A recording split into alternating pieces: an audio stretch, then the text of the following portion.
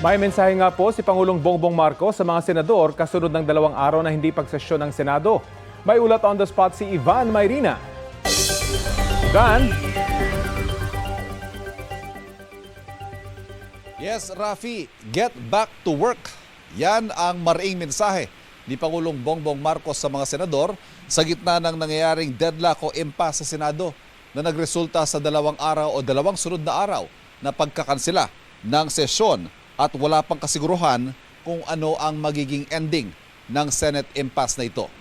Ang mga nasasaksihan natin mga nangyayari sa Senado ngayon, nagdulot anya ng disarray o sa salitang Pilipino, magulo, makalat na sitwasyon sa Senado bilang institusyon, gayon din sa liderato nito.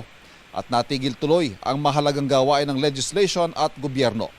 Sabi ng Pangulo, maraming kailangan gawin. Isa na rin halimbawa ay baka kailanganin ng supplemental budget para makapagbigay tulong sa mga Pilipino dahil sa oil crisis.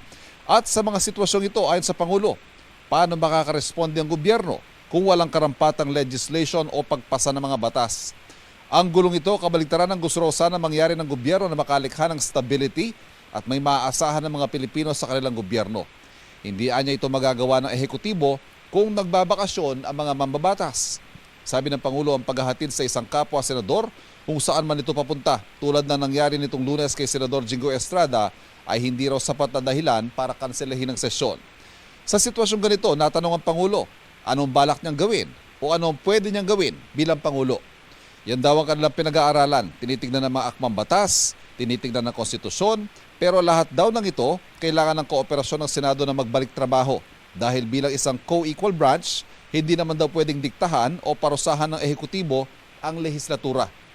Rafi, ang ambush interview sa Pangulo nangyari sa kanyang pagbisita sa lungsod ng Maynila para pangunahan ng pamimigay ng 20,000 pesos sa financial assistance sa mahigit 4,000 mga presidential scholars sa ilalim ng kanyang Bawat Bayan Makikinabang program. Narito ang naging pahayag ng Pangulo. Get back to work. Get back to work because it's important. Dami natin kailangan gawin. We cannot do that if the legislature decides to stay at home and have a vacation. They have to regulate themselves. And they haven't been doing much of a good job right now.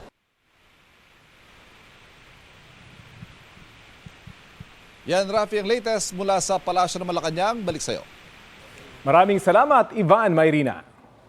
Kaugnay po sa sinabi ng Pangulo na magbalik trabaho na ang mga senador at iba pang usapin, makakapanayan po natin si Palace Press Officer Yusek Claire Castro. Magandang umaga at welcome po sa Balitang Hali, ma'am. Yes, magandang umaga, Connie, at sa lahat ng sumusubaybay sa inyong programa. Good morning. Opo, Yusek, sabi po ng Pangulo ngayong umaga, tinitignan ng ehekutibo ang mga paraan para maremedyuhan yung sitwasyon po dyan sa Senado. Maaari ho bang malaman ano yung mga hakbang na ito? Sa ngayon, Connie, kasasabi lang po ng Pangulo ay ito ay bubusisiin na at aaralin kung anong tamang hakbang dito.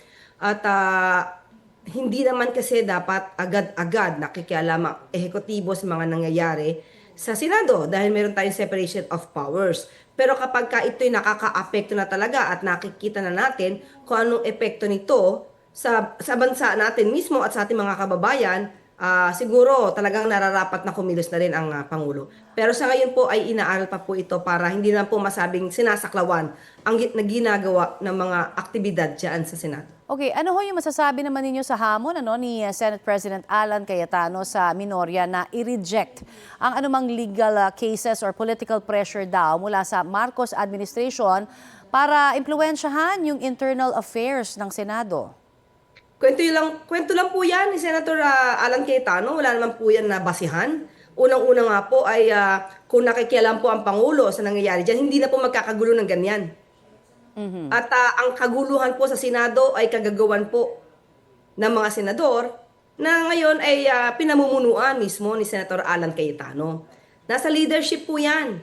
Kung siya po ay talagang para sa bayan, hindi po naman siguro niya gagawin at papayagan ang ganitong kaguluhan sa Senado.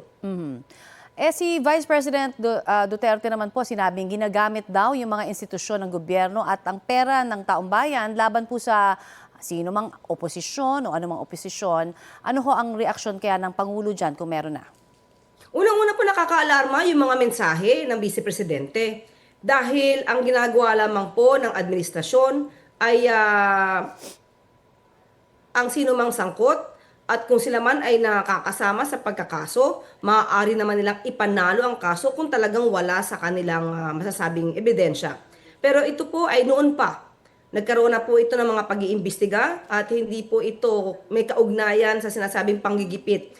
Yan lamang po ang sinasabi nila ngayon dahil nakikita po natin ang katotohanan na hindi po nagawa sa nakaraang administrasyon na mapanagot ang mga taong sangkot sa mga ghost projects.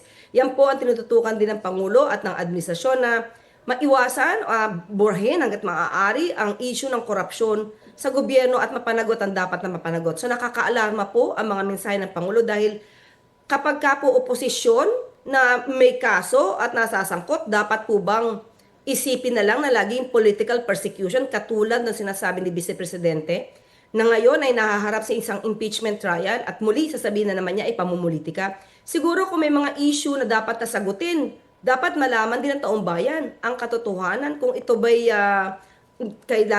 kaya ba nilang linisin ang mga pangalan nila. Okay, sa usapin naman po ng flood control projects, naaresto na nga po si Senator Jinggoy Estrada at si dating DPWH Secretary Manuel Bonoan na sangkot sa maanumalyang flood control projects. Nagpapatuloy pa rin po ba yung investigasyon dito ng gobyerno? Yes, katulad po ng sinabi ni Secretary Vince, patuloy pa rin po yan. At kung may makikita pa po ng mga proyekto na talaga maanumalya, yan naman po ay nasa ombudsman na rin po at DOJ at patuloy po ang pag-iimbestiga rito. Hindi po yan titigil. Okay. Ang gabinete ho ba ng Pangulo nananatiling solid o posible ho daw bang magkaroon din ng panibagong rigodon? Depende na po yan sa Pangulo. Sabi naman po niya, maaaring meron. Depende na po yan sa pagpapasya po ng Pangulo. Okay. Marami pong salamat sa inyo pong oras na ibinahagi sa amin dito sa Balitang Hali, Yusek. Maraming salamat, Connie.